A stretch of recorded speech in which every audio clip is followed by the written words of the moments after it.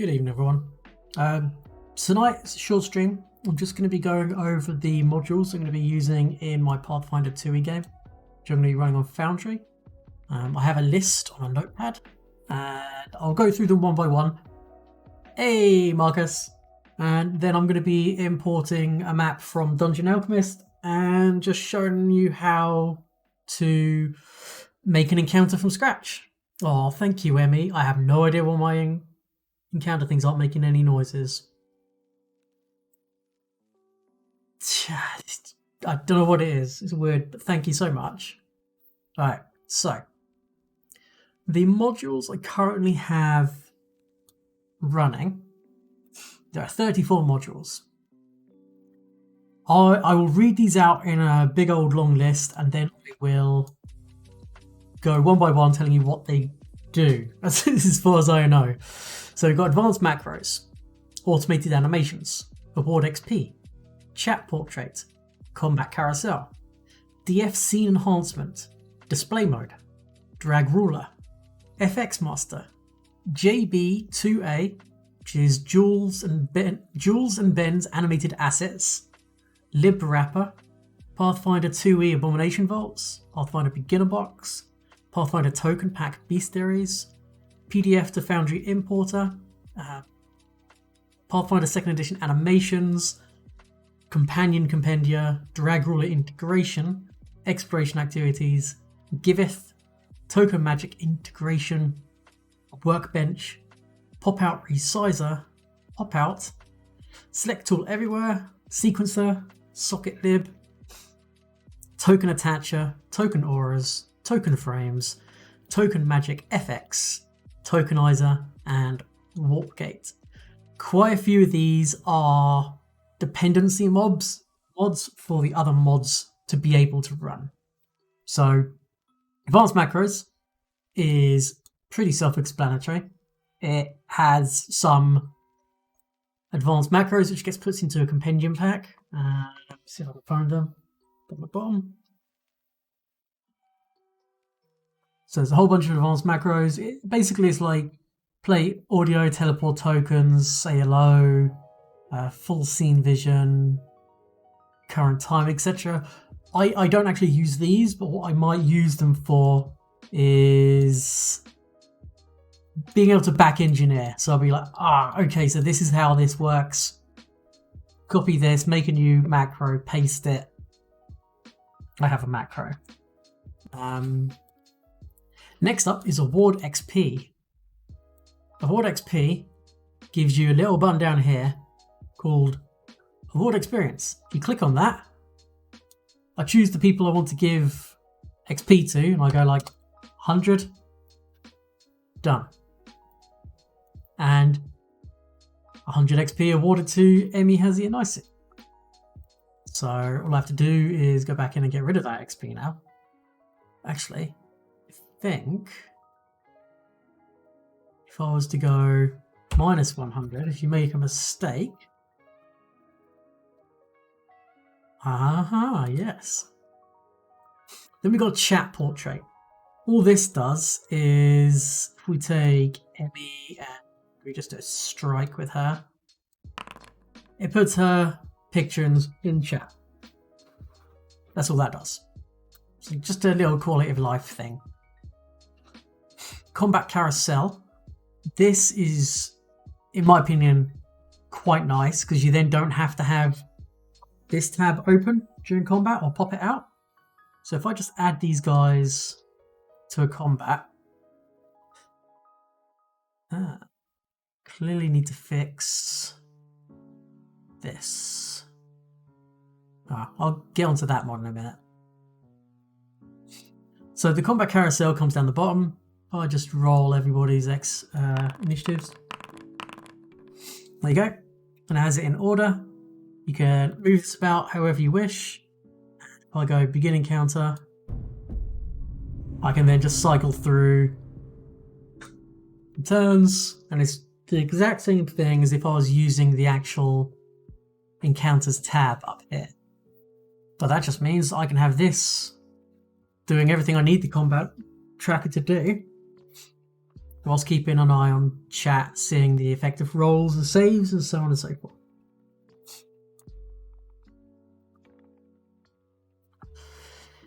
Next up is scene enhancement. This is very useful for a DM. So normally, if I have a scene over here and I want to click on it, I'd have to right click and then I have to do like either view scene or activate. I can instead just now left click and it'll automatically take me there, but it won't take the party there, as currently the landing page is the active scene, which is quite nice. You can still use the navigation at the top, but it's nice that you can just left click here and it'll take you.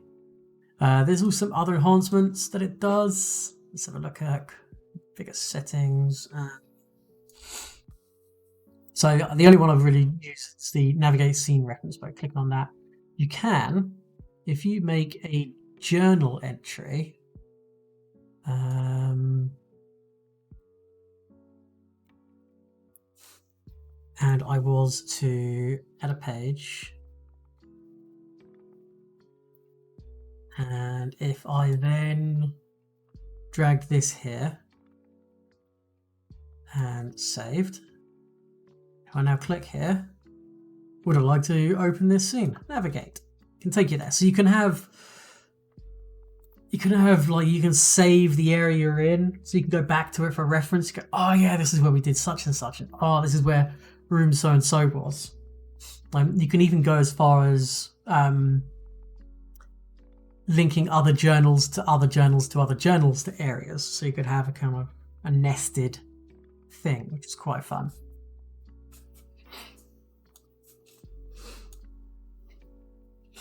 You can use the scene tab for players.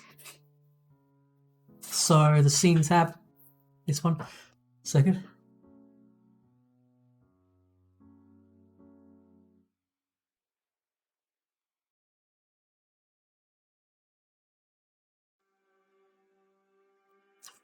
Sorry about that. So if I've got these to the right, I'm doing all right. Thank you, Emily. Thank you for asking. I hope you're doing well. If I was to configure this and I had permissions to all players, then the players could just go and view this floor whenever they liked.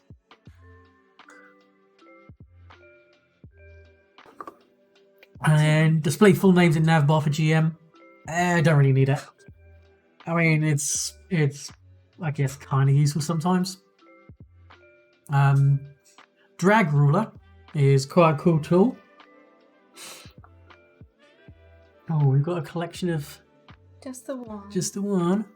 Oh, all right, say hello. Sounds bullying. Wait, hello. Bullying.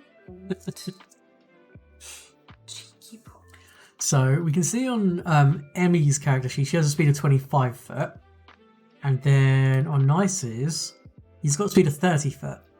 And this is important because with drag ruler, if I was to drag Emmy, you see how he goes blue, then he goes yellow, then he goes purple, then he goes red, and then it just stays red. So what that does is it's every stride. So her base speed is 25 foot. It shows how many actions that would cost. Because she doesn't have 4 actions, so by 4 or more actions, it just becomes red. And then if we go to Nicey, as soon as she's finished moving, you'll notice that we'll get to 30 foot before it starts to go red. So the drag ruler shows you how far it is in movement per action based on their speed. If we were in combat, let's just add Nicey to combat. And we move him, say, 30 foot. And then we want to move him again. You can see it's already gone to yellow straight away. And then purple, then red straight away. So it keeps knowledge of how much they've used that round. We then just go next round.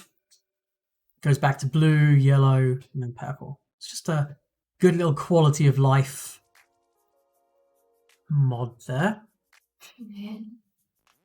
Next one is display mode, which I missed out. Display mode's fantastic. Display mode adds in this button up here. You click this, it gets rid of the entire UI. So when you want to just sit back and look at the stuff, you can still have things open. Click it again. Good. Dum, dum, dum, dum. Very useful for people who are streaming and they have a separate source which they want to capture rather than the DM's point of view like I do. Clicking that, it's fine. And what you can do, one of the other mods, which allows you to pop out, do that. Oh, there's a different javelin in there. Come about, say hello. Say hello. Say hello. Over there. Look at my smile. You cheeky grin. Thank you.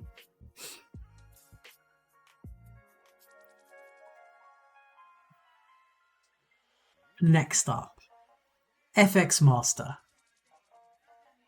FX Master. That introduces some effects. So, like special effects. We could do like a fireball. It's pretty cool. Basically, this allows you to play things from here. I need to figure out how to get rid of this though.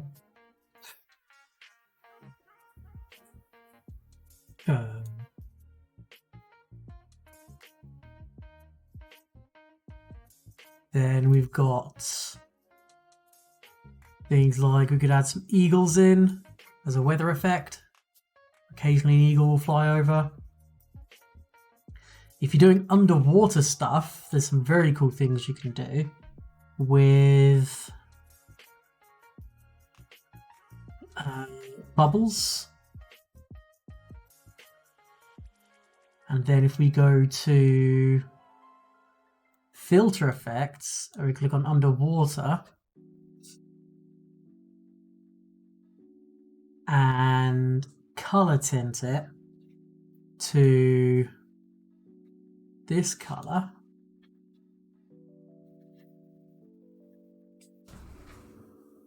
All right, check the box to tint it. Should. There we go. Now you're underwater. And to get rid of it, it's as simple as just doing that. Have to figure out how to get rid of the other shit though. Clear particle effects. Should work. Is the fireball still going? Cool. How did you get rid of the fireball? I don't know.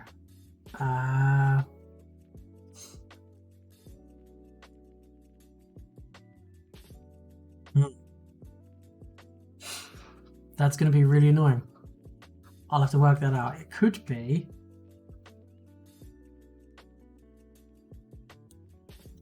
sequencer layer.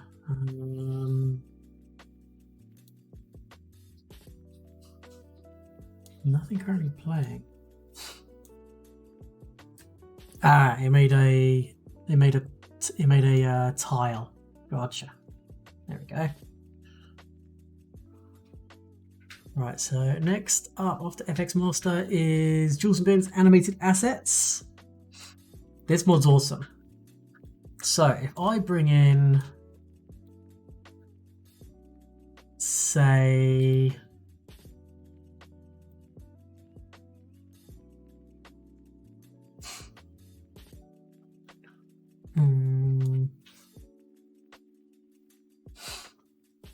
let's use Liscara. I'm gonna have a target Emmy, and she will use Fire Ray.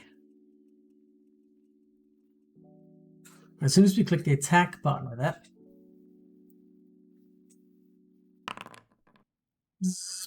special effects. And then Hazzy could do, say, strike with his spear. Huzzah. And then if he, say, strikes with his short sword, shows a sword. And with claws. Now, the way these work, if I was to go to, so these are all drawn upon from their item, kind of. Under the item properties, there's this button here, which is the automated animations menu. Now, the spear has got a global match found, so it doesn't have a customizable item. If I was to go to this, which is the automatic recognition menu, it will just show all of the pre-done ones. So we've got melee things, we've got daggers, flurry of blows, great axe, great club, etc, etc. Got some ranged stuff. There's a few I've made, like produce flame and harm.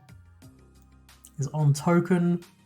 There's template ones. So if you do like a breath weapon, for instance, that would be on there. There's auras, presets, active effects. Now, you can get crazy with these. So if we have to do like on token, if we have to create a new one, let's test. So we can have an animation on the source. So that's the token that's doing the thing. And we can go with, say, impact. We preview the animation. We don't want a frost impact. Let's have a ground impact. Yeah, cool. I like that. We'd have a frost ground cracks. Okay, yeah, that works. And then the primary animation type, let's do as, say, nature. No. Impact. No.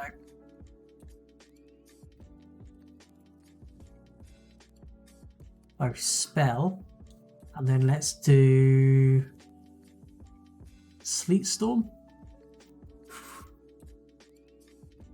And then you can put in a secondary animation, a target animation, so an animation done on the target. So if we had the primary animation actually, instead of being Sleet Storm, we had this as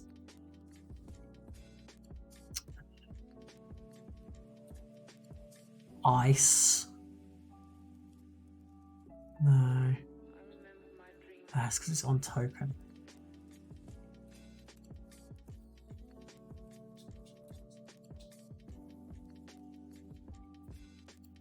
Let's make one here. And I'll see if I can get it to work. So if I go test. So source animation. Let's have the source animation be fire. So maybe an eruption. Let's have ground cracks. And then the primary animation type is going to be a spell. And it's going to be fire ray. And the secondary animation, have this. And this is going to be, say, fireball. I think this should work. This should...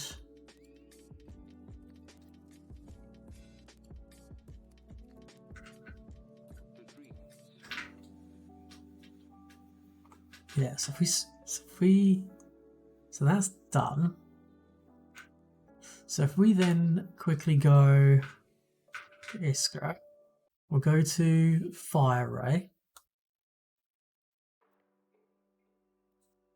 And we'll go to, if we rename this as test, see it's found the global match. So now, if we target Emmy, we cast the spell test. Fingers crossed I did this right.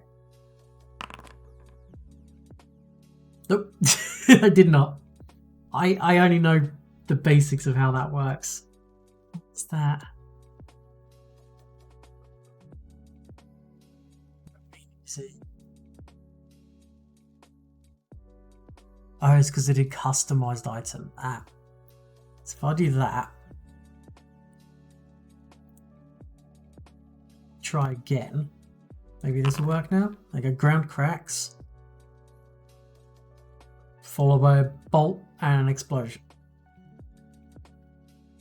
So you can set up some complicated things to do. Now, if Iskra was to target multiple people, smart enough to go pew pew pew. It'll split target animations against all targets. Pretty cool. Let me quickly put this back to what it was.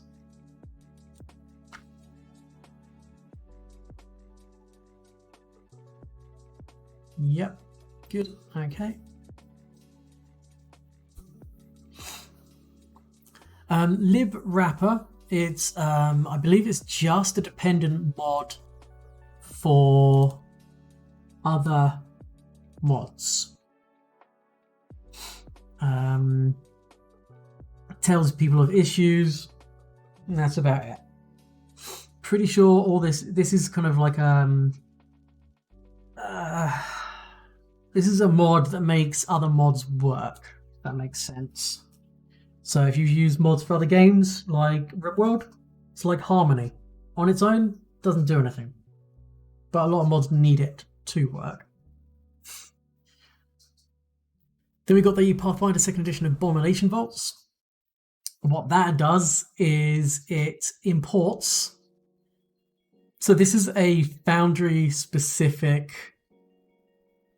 premium module. It'll import all of the creatures, all of the various hazards and treasures. It'll do all of the maps. I'm not going to show too much of it. And it also does all of the journal entries. And it's very well done. It also does all of the walls, all of the lighting, some very cool special things with some scripts that are run. So when certain things happen, you can run a script in the journal entry, and via the journal entry, I should say. What that'll do is it might play a sound effect, turn off a light, and toggle the image of a tile effect from being, I don't know, you might have a passageway. The passageway then becomes clogged with rocks. There's a sound of falling rocks, and then all the lights go out. Just by one click of the button. It's very good. It's the same thing for the beginner's box, so I can actually show you that stuff. So, under floor 1,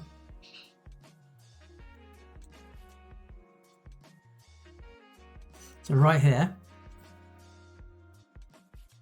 the barricade.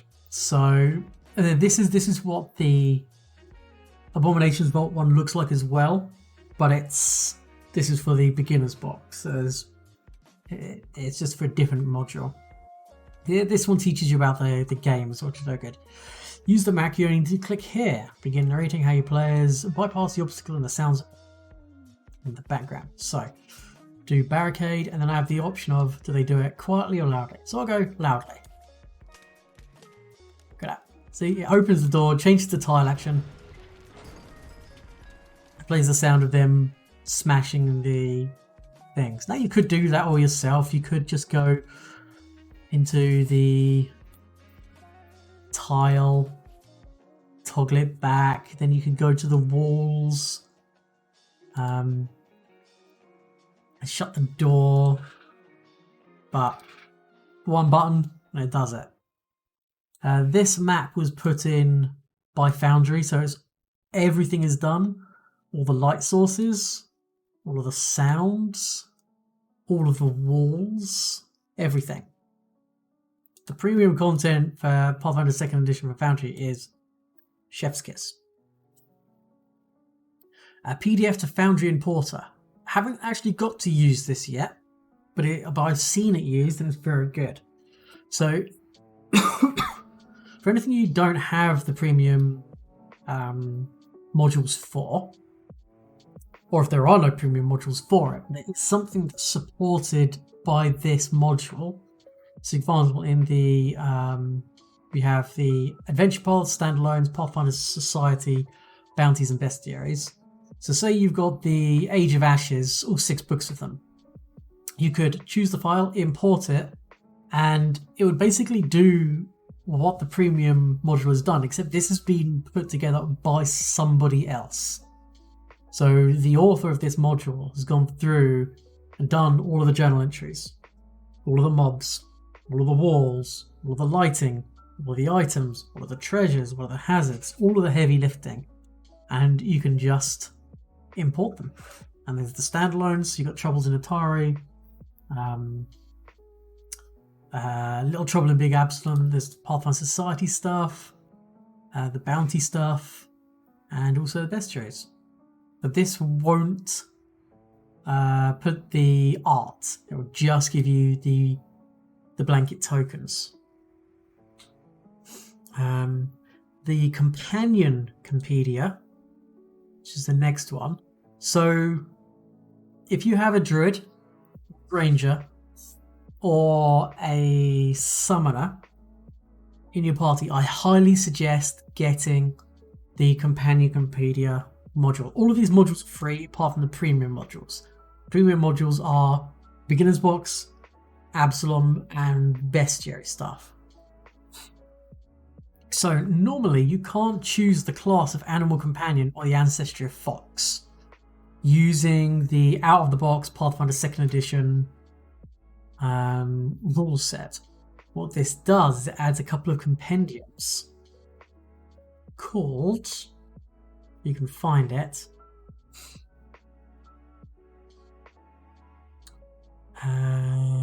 Animal Companion feats for when they get feats, Animal Companion ancestry. So this is where you'll find bat, bear, beetle, bird, blood wolf, vulture, wolf, etc. of empiric animal. And then you've also got is that all you need? Oh, and then you also have the Eidolon stuff.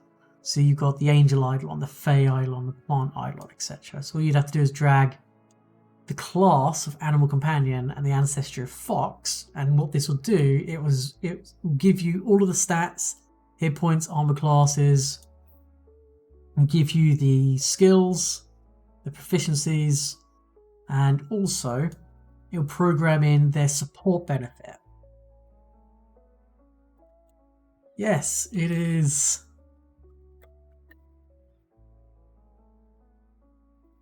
Neil? Is that how you pronounce it?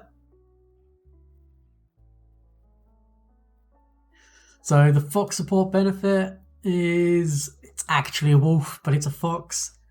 Until the start of your next turn, your strikes that damage creatures your fox threaten gives that target a -5 status penalty on its speed for 1 minute. Pretty nice. And then obviously jaws and biting and all of that kind of jazz. So yeah. So next up would be, well, the drag ruler integration. We've already gone over that. Exploration activities. Right, I should probably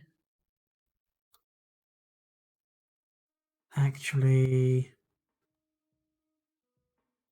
do this. I'm going to have to show you this way. Bear with me. And then I need to swap scenes.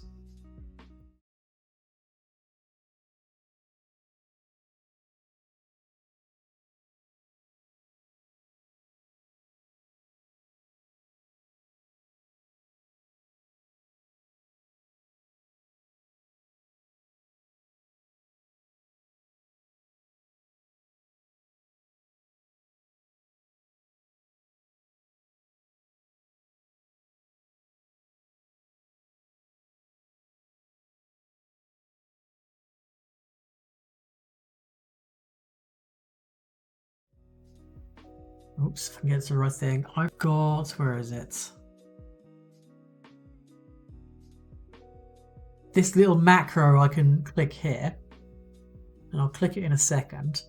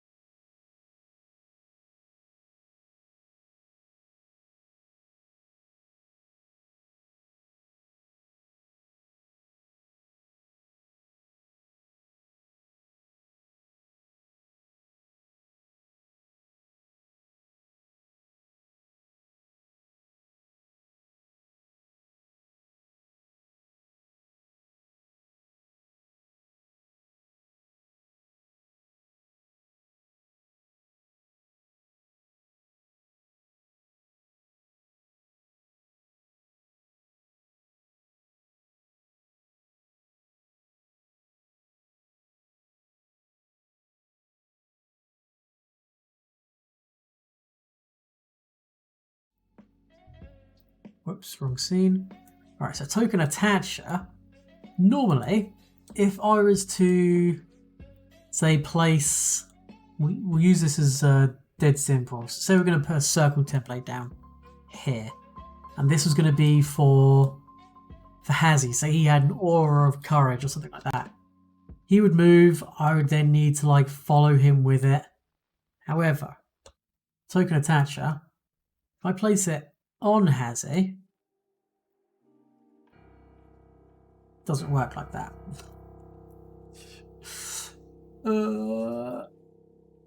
Why didn't it? Do I have to control attach? Huh. Okay, we need to look at a token attacher.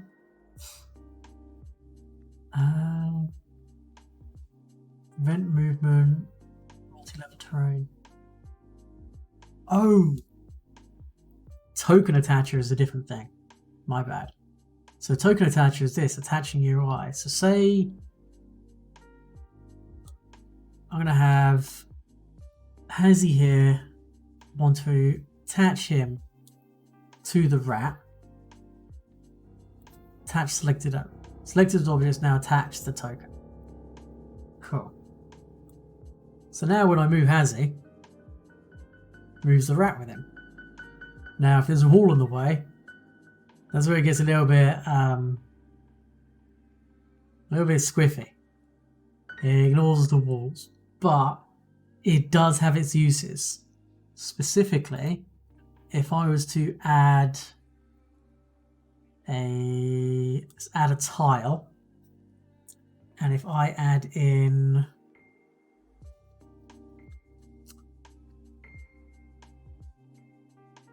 in fact, I can show this because I've already set it up. Let's get rid of these. And let's bring in... Let's actually go back to the landing page. So Iskara, when she does her spell Incendiary Aura, and she chooses to do place the 10-foot emanation, this is going to combine a few mods. So what it will do is it will place that aura, and then the aura moves with her. The special effect moves with her. And this is from the token attachment mod. It's very useful. I do need to... Is this a custom one? I can't remember. It is. Let's play on source.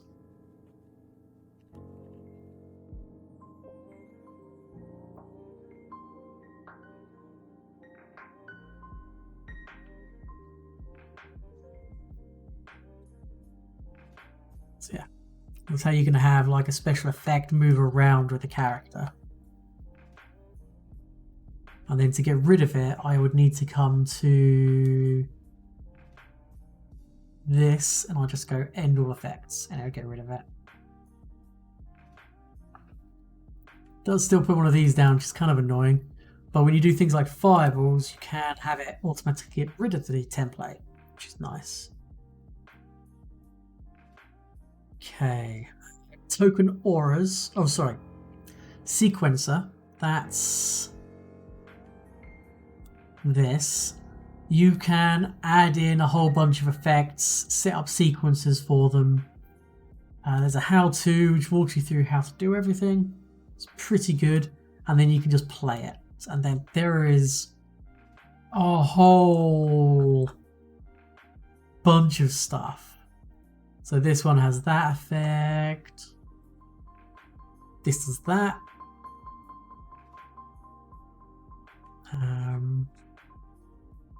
That's a very cool one. For spiritual weapons. Weird shields. There's just so many spell effects. And just effects which you can put onto tiles onto the map. You could have it set up a macro, so as soon as you see a player character, click on it, you can just click on the macro in a journal, bang, it will set up a whole bunch of lights on the floor. Some very cool things you can do with that.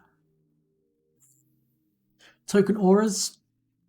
What this does is it adds in the option of an aura tab on the tokens. So we could say the distance for this aura is 10 foot. So that's 10 grid units. So let's say 2 grid units. Bang. Or if it's, I think if it's 30 foot, there you go. And then as she moves around and takes the aura with her. And if you have 0, no aura.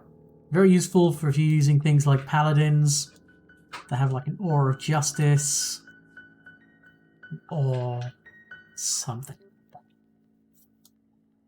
Or mummies with their auras of fear, things like that. Token frames. Alright, this is where I need to actually fix Iskara.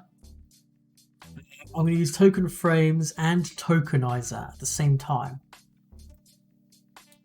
So I need to paste the avatar. It's because I moved the file, which was silly of me.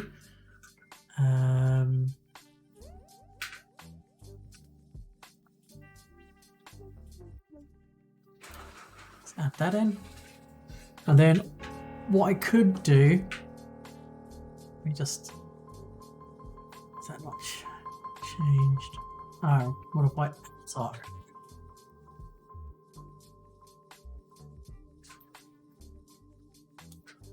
There we go.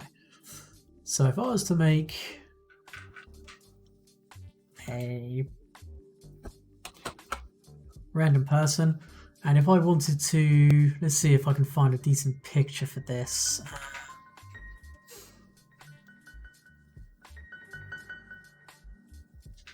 Or one of the old ones.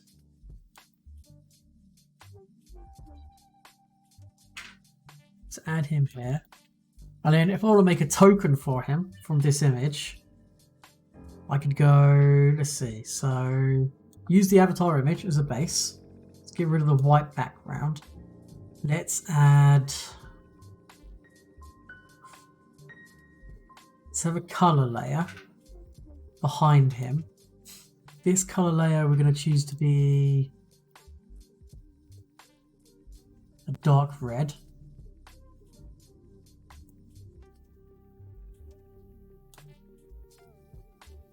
And for the opacity, something like that. Then we'll go with image from the Foundry server. So if you've already got some saved images, you could add them in. You can have toggle masking. So whether this uses a background or not. Then let's add a frame. There are bajillions of frames you can choose from. So we could probably go with this one. That's a bit too big. Let's get rid of it. Let's add a thinner frame in. Let's add in, say, that. That's pretty funky. And then if we were to show masking, obviously looks like he's popping out, kind of. But we don't want that. We want that to mask. We want the top image to cut away everything else. So with no masking whatsoever, it doesn't cut away the under images. But that will. And I think you can move them around. Let them just coming out. And if we go OK, what this will do is bang, there's his token. Pretty funky.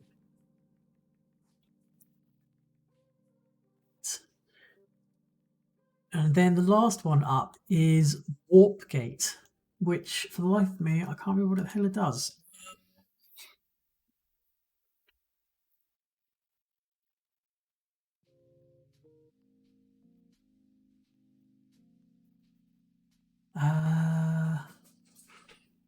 I don't know what Warp Gate does. I think what Warp Gate does is if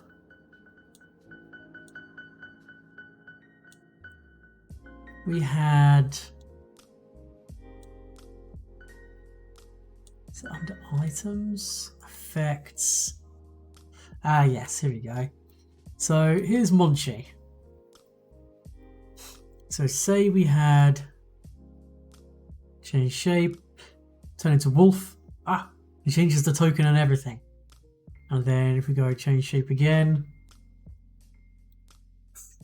it won't work because there's no human. Get rid of the effect, bang, there. And then if we go again, go bang. What I'll also do, I believe it changes some of the stats. Nope, it just changes the appearance. But that basically allows you to use things like wild shape, which Emmy doesn't have, but pretty certain it will work. I also need to amend that. Let's add a frame. I want that. Without that, I want to paste the avatar and move that up. There we go, that's better.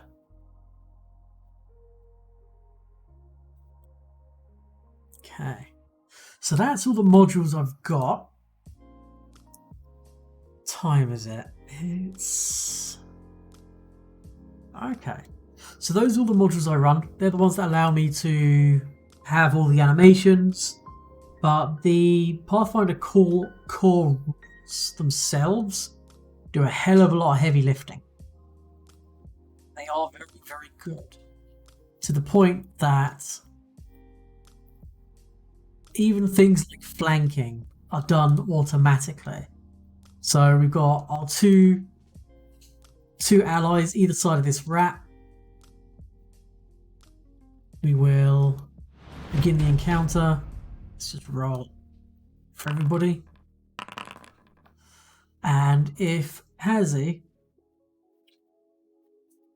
targets this giant rat and he goes to strike it, you can see here, armor class, -2. Why is -2? Because it's flanked. It automatically knows that it is flanked. Because it's flanked, it's automatically added in his sneak attack damage. Nice Hero's over here, and he did a strike. Oh look, his armor class gone back to 15 and he doesn't add his sneak attack, so that's automatically recognized by the module. And I'm pretty sure if we have the fox there. Oh look, the armor class goes down again because it's flanked, so it even recognizes animal companions as being allies of the party. So any ally of the party, even if they're not player characters, that threat and cause flanking, it automatically goes, ah, cool, well, we can add in sneak attack. It's fantastic. It is such a good system. So let's get rid of that. I'm also going to clear that. There's no obvious things. Let's move everybody. Okay, no, they should be down here.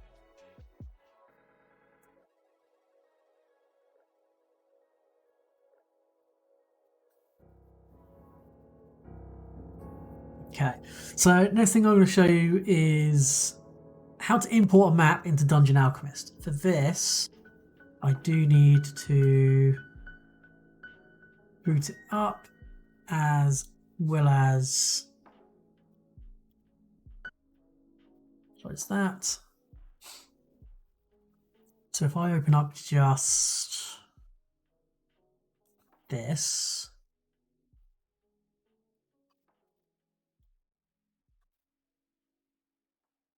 and then if we go to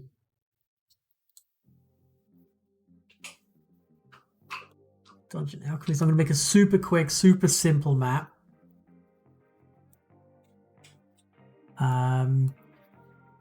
We'll go new map. We'll make it say a 15 by 15 grid. We'll have it be, say, in the forest. No, that's the jungle. Slightly hilly, no water. Oh, we'll have some water. We'll have a river. Room placement will do plateau. I'll make a nice little blanket. So this is our tiny little map. And if I want to add in some rooms, let's say we've got a mansion. We'll have a hallway leading into the mansion. Maybe a little kitchen down here. Great hall. And then if we have door,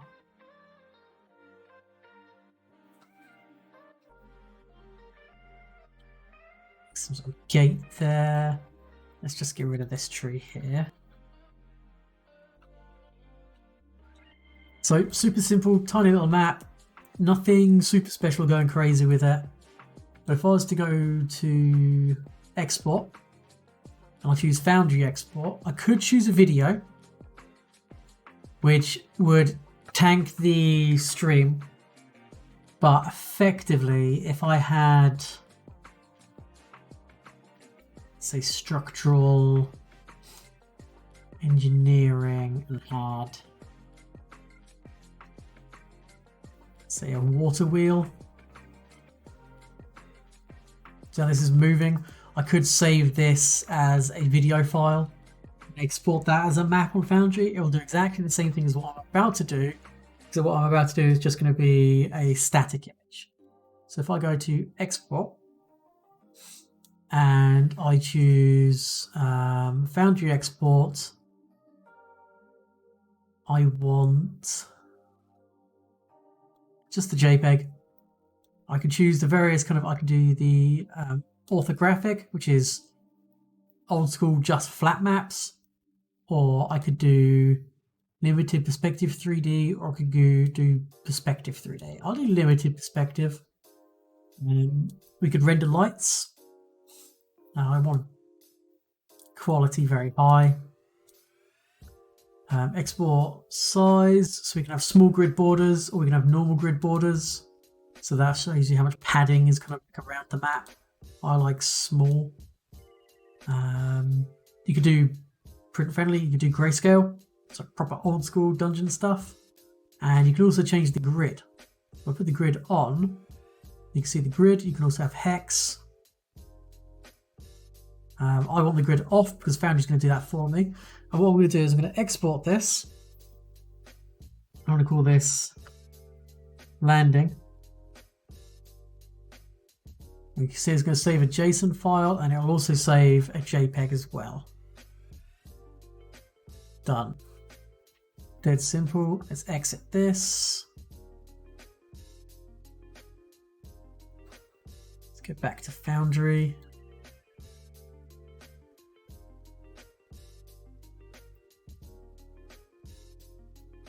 Okay, now to get that scene in, what we'll do is we'll go create scene. Call this landing. You call it whatever you want. Then all we do right now is we go save changes. Then right click and go import data. Choose a file. We're going to choose the JSON file that was created by Dungeon Alchemist. And because we saved it as landing, I just need to find the landing JSON file. So I found it. Click import. And you notice these weird shapes. It's like, yeah, sure, okay. We go to configure once more. And then we choose background image. And I'm going to go save this to MISC. Yeah. Then we want to choose the JPEG that was made. We select file, save changes. Bang. Here's our map. And what's more, all the light sources are done. All the walls are done. And specific kinds of walls. So these are your invisible walls. So they're windows people can't move through. These are doors. These are regular walls. There are even pre-programmed secret doors. If you change the color of the lighting in Dungeon Alchemist and you export it, it will change the color of the lighting in here. And if I'd saved this as a video file, this water wheel would have been moving. It's so good. Then, say you want to populate this with some bad guys. You can go to the Bestiary Compendium. Let's add in... let's have a look. Let's add in a Dryad and Eagle and an electric eel in the water. Now if I want to make these invisible to the players, select them, toggle visibility state. Cool. Now we've got a scene, you want to create a journal entry. So let's create a journal entry, we'll call this landing. And let's add a page. So we'll call this on the doorstep.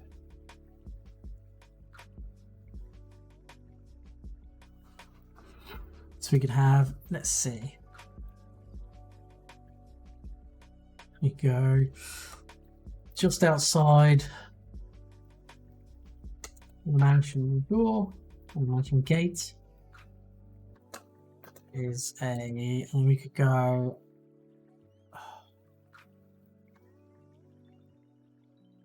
No, wouldn't let me do that. So I should have get the bestiary, but I can go. Dryad. There's a Dryad hiding in the bushes. In fact, if we go outside the gate, there is sounds of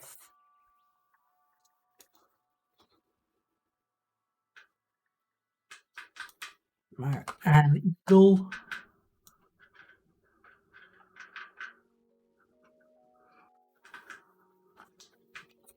And there is a drive. Now what I could do at this point, so I could get this and section. I could go down to block and secret. Shit. I'll do that. Separate line. Secret. Now if I save this, when we go back to landing, just out of the mention, there's the sounds of an eagle. The eagle's not hidden. To say the Dryad is. If I was to reveal this to players, to show players, there's no one else logged in, but if there was, all it would do is show this part. This is secret, so only the GM will be able to see this. They can also reveal it, such as when they unhide the Dryad, she gets angry at them. All of the heavy lifting for creating the map is done. You have the map, you have the walls, you have the doors, you have the windows. All you gotta do is drag in some tokens, get going. So what you can easily do is, if you have, say, I think this has got some roll tables for random encounters. Let's say payment type. So say you had a campsite and your party were just camping for the night, and it's a generic campsite thing, and you could just go roll. Okay, looks like you're getting 3 of these. 1, 2, 3. I don't know if there's a way of adding multiples at once, but and then you go, right, you guys will be woken up at night by attacked by a bunch of whatever the fuck these things are. Twig jacks. Yeah. Very cool. There's a lot you can do with this mod pack. If anyone ever has any questions about how to use Foundry for Pathfinder 1st Edition or Pathfinder 2nd Edition, comment below or join the Discord, shoot me a tweet, whatever works best for you, and generally I'll answer pretty quickly. I have far more experience with Pathfinder 1st Edition. I am still learning the 2nd Edition stuff, but Foundry itself, I've got a pretty good handle on these days. That's going to be the end of this stream/YouTube video. So I'm just going to go ahead and raid someone now. Tonight's stream was literally just about walking through the modules and some of the core aspects of this. So let me find someone to raid. I already know who we're going to raid. Probably someone you guys are already watching.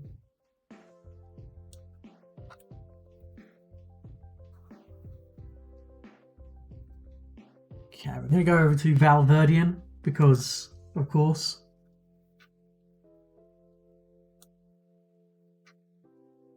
So, till next time, guys, which will be Thursday, 7 PM UK time, session 0 for the Abomination Vaults Adventure Path. I'm looking forward to it. Hope you can join us. Till next time, take care.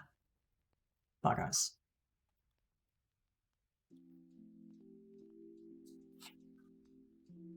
To be.